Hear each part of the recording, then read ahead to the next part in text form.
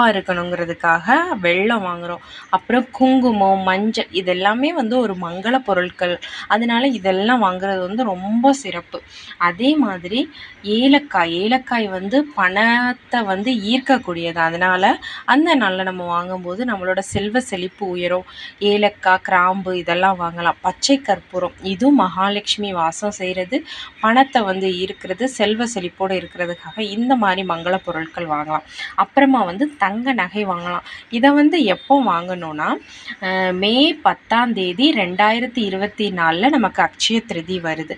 இந்த நாளில் வெள்ளிக்கிழமை வர்றனால நம்ம சுக்கிரஹோரையில் 6 to 7 இல்லைனா மதியம் 1 to 2 இந்த நேரத்துக்குள்ளே நம்ம வாங்கும்போது ரொம்பவே சிறப்பாக இருக்கும். முடிஞ்ச வரை காலை 6 மணியிலிருந்து மதியம் 12 மணி வரை வாங்குறதுக்கு நல்ல சிறப்பான நேரம் இருக்குது. வெள்ளி வாங்குறவங்க வெள்ளி வாங்கலாம், தங்கம்